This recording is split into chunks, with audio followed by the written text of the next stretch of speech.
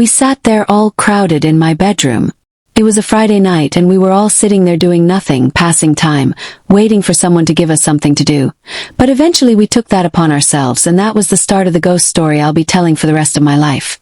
A feeling rose up in my stomach, and I knew from that fluttery feeling that what was in store for me that night was going to be a memory I would never forget. I carried on with the night despite that feeling in my gut. Everyone gathered together like a bunch of delinquent dim-witted teenagers, and we decided that we were going to spend the night looking for trouble, adrenaline, ghosts, fun, danger, the supernatural, delusion, figments of our imaginations. It's whatever you want to call it or whatever you believe. I cannot force your belief, but after that night I can say this confidently.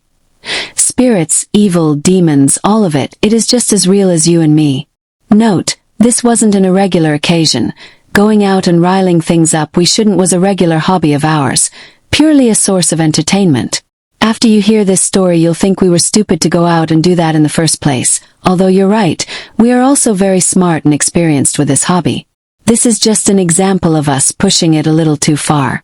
There were 6 of us: myself, my best friend Mallory, my brother Maliki, his girlfriend Skylar, my cousin Kylie, and my brother's lifelong friend Fernando. Although our stories are all very similar, everyone has their own side of every story. This is my side.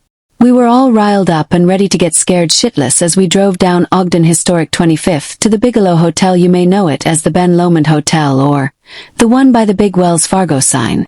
Now there's about a 50-50 chance you've heard the stories. Not a lot of people talk about it these days. I heard the stories from my parents. The Reed Hotel was the first hotel to be built on that land. There were stories about that hotel too. A lot of deaths, so evidently when the new and improved Bigelow Hotel was built bad things would follow. The first death to occur at the Bigelow Hotel was a murder. The next 2 were 2 men who took their own lives jumping off the top of the building. The 4th a suicide. The next 2 were said to be natural causes. But the 7th was the worst. A man was murdered. He was stabbed 44 times in the chest. And with all of that come the ghost stories. As you could have guessed, the Bigelow is said to be very haunted. It sure as hell looks haunted. Some people say they see the ghosts, some hear them or feel them. Unexplainable things happen in that hotel.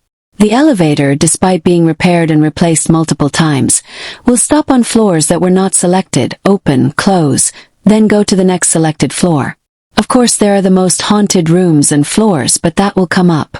We arrived at the hotel and everyone had this weird hyped up. We could do anything, feeling we were confident and thought we were ready.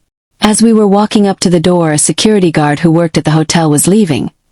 He opened the door for us, which was convenient because we didn't have a key card to get in, and he got in his car and